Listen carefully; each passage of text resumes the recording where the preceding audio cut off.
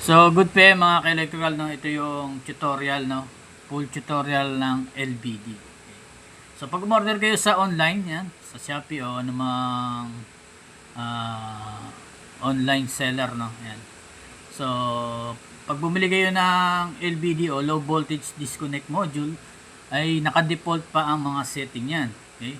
So, pakita ko muna sa iyo kung ano yung mga terminal niya, no? So, ito yung voltage input. Okay? So, itong terminal block na to ay merong positive and negative. So, may polarity, no? So, once na mabaligtad mo yung polarity na positive at negative, hindi gagana tong module natin. Okay? So, ang supply nito ay 12 volts hanggang 36 volts itong module natin. So, pwede mo siya magamit mula sa 12 volts hanggang 36 volts na system. Okay? So, ito, nakalagay dito is 12 volts, no? Niloadan natin ng supply ito, 12 volts, then naka-positive and negative. So, input voltage tong terminal block natin. Okay?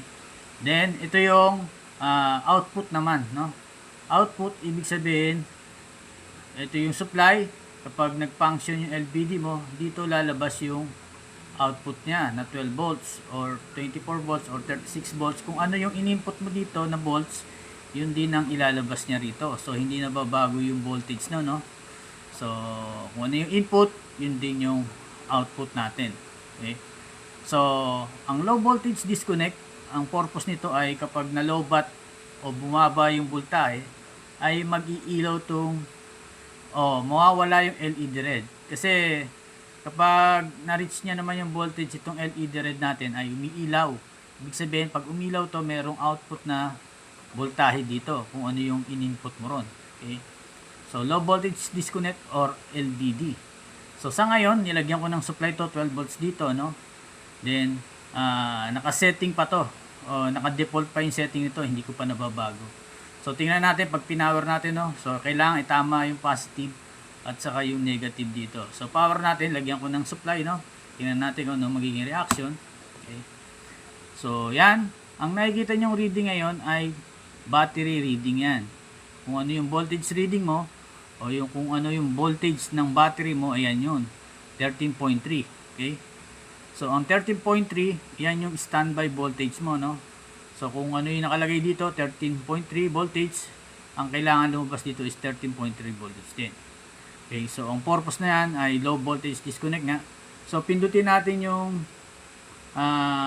left button, tingnan natin, no? Kasi nga, naka-default pa to, no? Ayan. So, isang pindot, lumalabas is 12 volts. So, yung 12 volts na nakikita nyo dyan, isang pindot sa left, yan yung low voltage disconnect nya. Ibig sabihin, kapag umabot dun sa 12 volts, yung battery reading na nakaganyan, no? 13 kasi ngayon, ay hindi gagana yung LED red. Okay? Okay. So, yung reconnect naman, tingnan natin dito sa right button. Ang right button ay nakalagay sa default ay 2.0. So, ibig sabihin ng 2.0, yun yung setting ng this reconnection. So, para makuha, hindi naman pwede maging 2 to, di ba? Dahil 12 volts battery nga. Ang ginagawa doon sa 2 na yan, 2, i-plus mo yung low voltage disconnect dito na 12 ay 14. Okay? 14 siya. Umabot ba tayo sa 14 dito sa battery display? Hindi, di ba?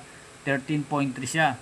So, kailangan i-lower natin yung reconnection. Okay? I-lower natin yung reconnection. Paano natin i-lower yun, no? Dito sa right button din.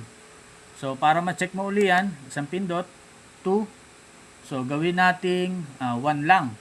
No? Kasi 13.3.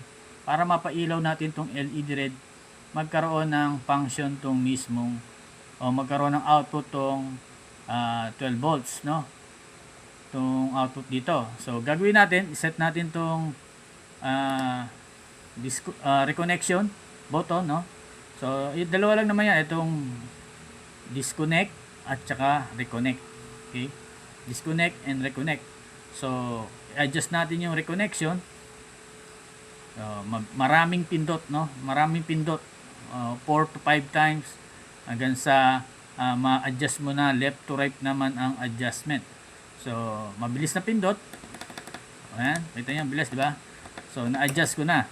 So, gumana na, umilaw na. So, lagay natin kunwari is 1. Okay? So, gumana yung LED red.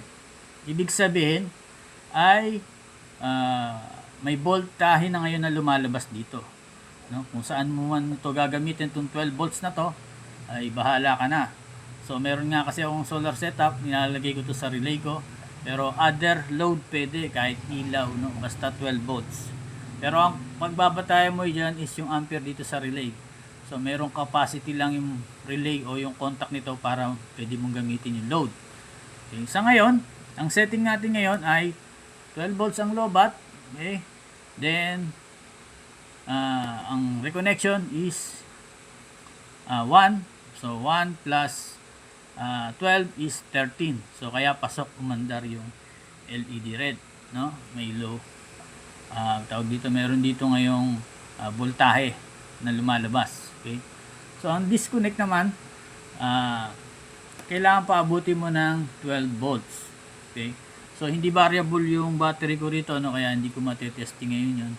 So, ito lang, papakita ko lang sa inyo paano yung adjustment ng low voltage disconnect. Dito naman sa left, low voltage disconnect, ganun din ang pag-adjust niyan. So, sa ngayon is 12. Then, kung gusto mong i-adjust, no, let's say na lagay natin is 11.5, no? Dahil yun ang ginagawa ko sa mga aparato ko, no? Solar aparato. So, adjust natin. Mabilis din ang pindot. Okay? Mabilis na pindot. Ayan. So, then left to right. Ayan. Gawin natin 11.5. So, ibig sabihin yung battery mo medyo mababa na talaga yan.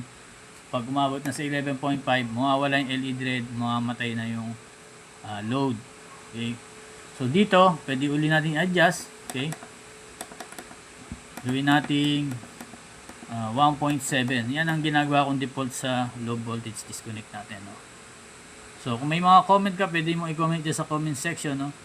Then, bukod dito nga, no, may sasabihin ako sa inyo, bukod dito sa reconnection na to, no, instant reconnection yung nakikita nyo kapag umabot sa reconnection, no, 13 yung voltahe, instant reconnection agad. Ibig sabihin wala nang delay, diretso agad ilaw. So meron tong function na delay din. So paano natin papalabasin yung delay na yon? So dito kasi eto, long press mo dito sa left ay battery setting, no? Kung ano yung na-read mo diyan sa battery mo, kung may tester ka, itama mo, pwede, no? So yan yung battery setting mo. Pag dito naman sa right, ito naman yung time delay ng reconnection mo. So, long press mo tong right. So, ito yung time delay, no? So, lalagyan mo ng delay yung reconnection. Okay? So, pakita ko sa inyo, ayan. So, kung gaganyan mo, ayan. Ibig sabihin yan ay 1 minute o bago umilaw, no? Bago umilaw yung LED red. So, try natin, sige. Try natin, no? So, long press natin dito. Tingnan natin kung seconds ba to o minute, no? Ayan. Let's say 4 seconds. Ayan. Hindi natin alam kung minute yan o second, no? So, try natin. So, para ma-testing natin yan, tingnan natin kung na-read niya na, no? Ayan. So, naka 5. So, ang gagawin natin, bababaan natin yung disconnect nito, no? Para mamatay yung LED red. Okay? Papatayin natin yung LED red. Taasan uli natin to. Ayan. Okay. So, ayan. Tapos ito, balik natin ulit sa default. Okay. Ayan. So, papatayin mo muna natin yung LVD ulit, no? So, naibalik ko na sa default niya, 12, then 2. Okay. Papatayin natin. Buksan ulit natin. Ayan. So, naka-default ulit ito ng 12. Okay. Then, ito is 2. Okay. So, ngayon, i-reconnect natin. No? Babaan natin yung itong reconnection. Kasi 2, 14. Ang tagal bago tumaas yan. So, babaan natin yung reconnection. Tingnan natin.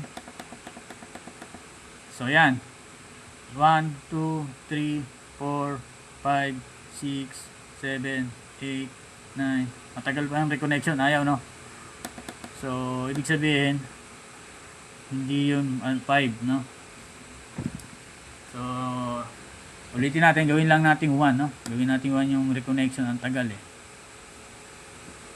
Gawin natin 1. Yan. So, ito yung time delay niya. Okay. So, tingnan natin kung gaano katagal sisindi. Dahil pasok na siya sa setting natin dito ngayon. Okay, kaya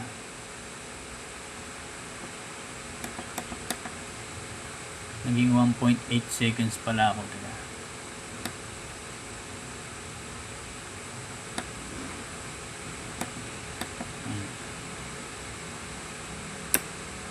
So 1 seconds.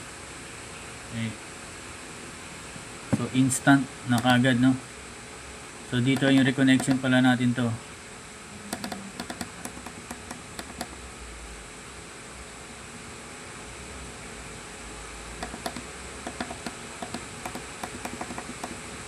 Ito yung reconnection yan.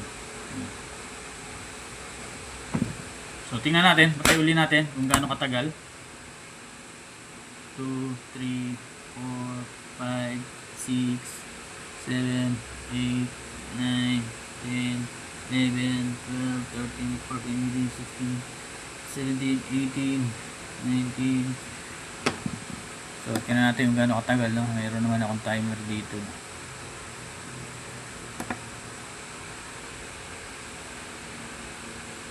So 1 minute ata yun. Itong time delay, no? 1 minute, isang 1 minute talaga matagal. So tingnan natin, sige.